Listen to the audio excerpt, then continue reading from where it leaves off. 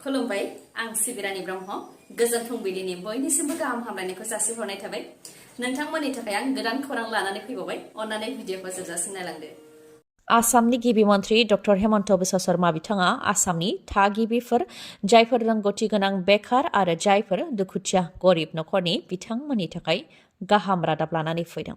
Doctor Hemant Biswa Sharma बिथाङा फोसावदों दि फैगौ जुन July दाननि गेजेरावनो आरोबाव सोरखारि साख्रिनि थाखाय फोसावथाय होनाय जाबावगोन। पुलिसनि साख्रिनि थाखाय खारनाय थार्ड आरो फर्थ ग्रेड साख्रिनि थाखाय आनजाद खुंगोन गासै 35,000 सोरखारि साख्रिनि थाखाय फोसावथाय होगोन होननानै बुंथिदों गिबि मन्त्रि बिथाङा आरो बेनि थाखाय थाग थियारि जानानै थानो थाखायबो लाइमोनफोरखौ बुंथिदों। बेनि अनगायैबो गोरिब दुखुथियाफोरनि थाखायबो रायजोआव 52 लाख नखरफोरनाव रेशन कार्ड दङ आरो जायफोरनाव रेशन कार्ड दं बिथांमोननो अरुणोदय होनो थांखि लादों होननानै फोरमायथिदों। दा 30 लाख नखरनाव अरुणोदय दं आरो 22 लाख नखराव अरुणोदय होनांगौ दंबावो। रेशन कार्ड गोनां गासै नखरनोनो अरुणोदय होनाय जागोन होननानैबो बुंथियो बिथाङा। नाथाय बेनि थाखाय खरसा दङ, बेनिखायनो मोनफ्रोमबो बोसोराव 3 लाख 4 लाखै नखरफोरनो अरुणोदयखौ होलांगोन होननानैबो बुंथियो आरो बिधानसभा बिसायख'थिनि सिगांनो फोजोबगोन होननानैबो बुंथियो बिथाङा। रेशन कार्डनि गेजेरजों गोरिब नखरनि सुबुंफोरा माइरं, गेस, फाहामथाय, जाब्रथायजों जिउ गोमाबा रां मोननाय बायदि मुलाम्फाफोरखौ मोननो हागोन होननानैबो फोरमायथियो। बेनि अनगायैबो माइक्र' फाइनान्सनि गेजेरजों लन लानाय आइजोफोरनि थाखायबो फिन गोजोनथाव रादाब फोसावदों।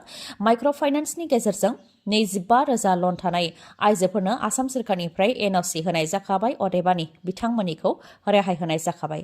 दा आरोबाव जायफोर आइजोफोरनिया 50,000 रांसिमबो लन दं बिथांमोननिखौबो एनअसि होनो थांखि लादों, अदेबानि रेहाय होनो थांखि लादों आसाम सोरखारा। नाथाय लन लानाया थांनाय बिधानसभा बिसायख'थिनि सिगांनो जानाय जानो नांगोन, अब्लासो लननिफ्राय रेहाय मोननो हागोन होननानैबो फोरमायथिदों गिबि मन्त्रि बिथाङा।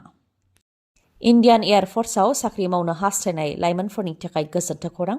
इन्डियान एयार फर्सआव अग्निवीर वायु महरै थिसननाय जागोन। बेनि थाखाय अनलाइन एप्लाइ खालामनो हांख्राय हरदों इन्डियान एयार फर्सनिफ्राय।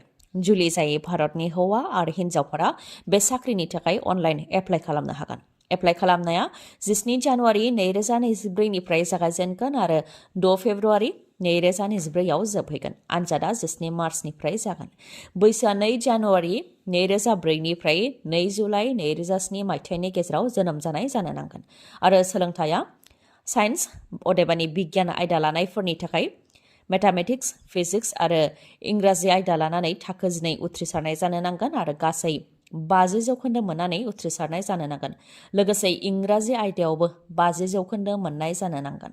बिगियाननि अनगायैबो गुबुन स्ट्रिम बा आयदा लानायफोरनि थाखाय थाखो 12आव 50% लानानै उथ्रिसारनाय जानो नांगोन। लोगोसे इंराजि आयदायावबो 50% मोननाय जानो नांगोन। बेनि अनगायैबो आरो गुबुन गुबुन बिथिङाव रोंगौथि गोनां लाइमोनफोराबो एप्लाइ खालामनो हागोन। गासैबो डिटेल्स जेरै रोंगौथि, medical standard, term and condition बेफोरखौ गासैखौबो नायनो थाखाय आरो अनलाइन एप्लाइ खालामनो थाखाय अग्निपथ-vayu.cdac.in आव थांनानै एप्लाइ खालामहैनो हागोन। गौरां हारिमुआरि फोरबो फेस्टिभेल अफ नर्थ इस्टआ रंगिना संगिनायै जोबनानै थांबाय। क'क्राझारनि बड'फा कालचारेल कमप्लेक्सआव साननैनि हाबाफारिजों खुंजादोंमोन गौरां हारिमुआरि फोरबो फेस्टिभेल अफ नर्थ इस्टआ। North eastern cultural centre NEZCC, Dimapur ministry of culture आरो भारत सोरखारनि बानजायनायाव गौरां हारिमुआरि फोरबो फेस्टिभेल अफ नर्थ इस्टआ खुंजादोंमोन।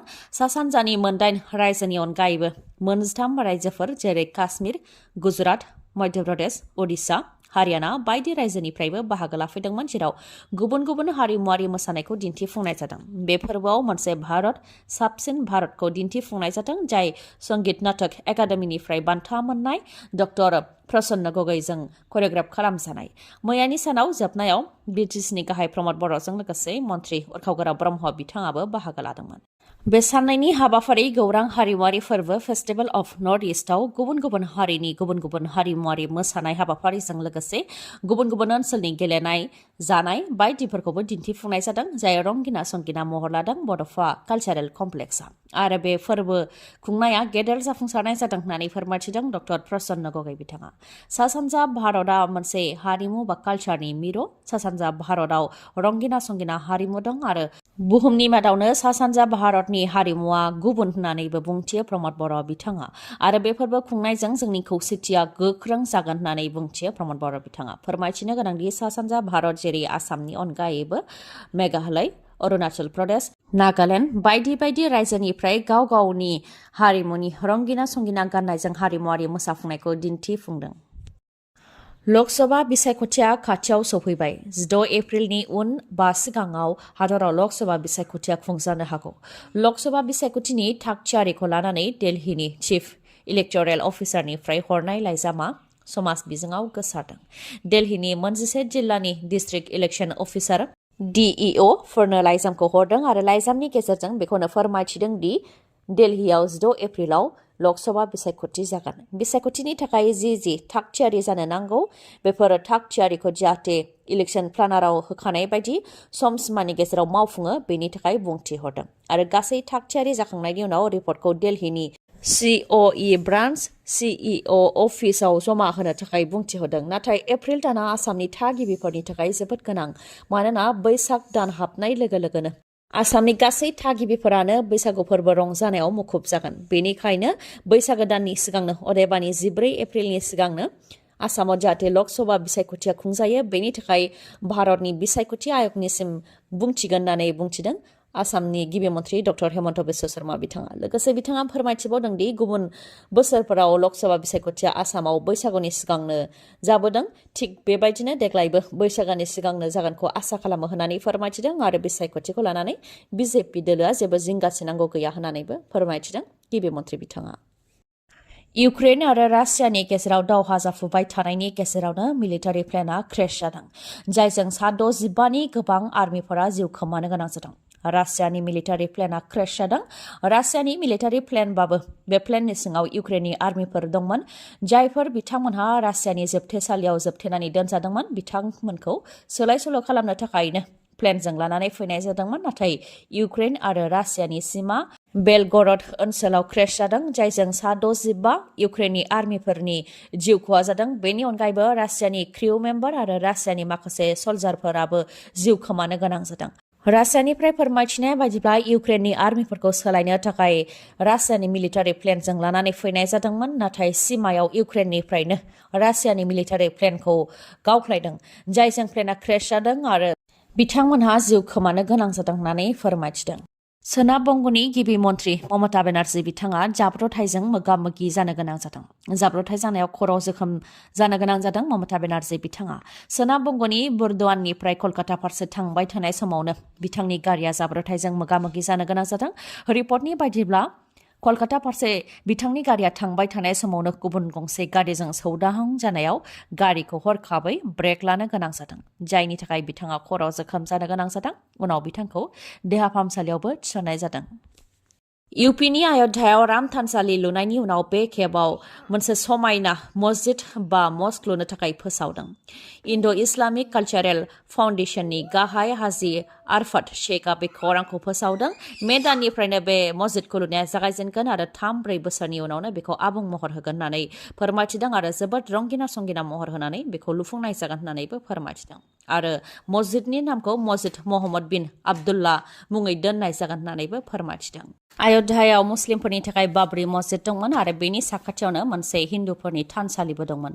जाहोनाव हाखौ लानानै मोननै धोरोमनि गेजेराव गोबां दाङाबाजि जादोंमोन जेराव सा 2,000नि गोबां सुबुंफोरा थैनो गोनां जादोंमोन। उनाव 1992 मायथाइयाव बाबरी मस्जिदखौ सिफायनाय जादोंमोन। बेनि उनाव 2019 मायथाइयाव जौसिन बिजिरसालिनिफ्राय बे अयोध्यायाव राम थानसालि लुनो थाखाय बिथोन होदोंमोन आरो गुबुन दाबसे जायगायाव बाबरी मस्जिद लुनो थाखाय हा एंगारनानै होनाय जागोन होननानैबो जौसिन बिजिरसालिनिफ्राय फोसावनाय जादोंमोन। बे लेखायैनो राम थानसालिनिफ्राय 22 किल'मिटार जानथायाव दा गोदानै मुस्लिमफोरनि थाखाय मस्जिद लुनाय जागोन आरो बे मस्जिदखौ गोबां रंगिना संगिनायै लुनाय जागोन होननानै फोसावदों इन्ड' इस्लामिक कालचारेल फाउन्डेशननिफ्राय।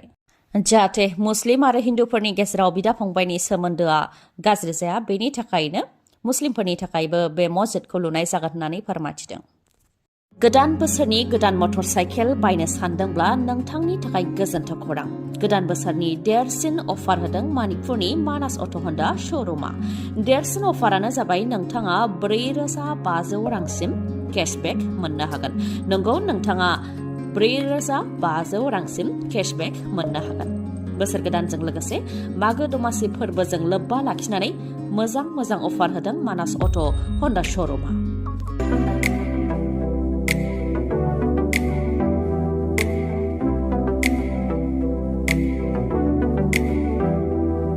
अफारफोरा जाहैबाय 2,000निफ्राय 4,500 रांसिम केशबेक मोननो हागोन।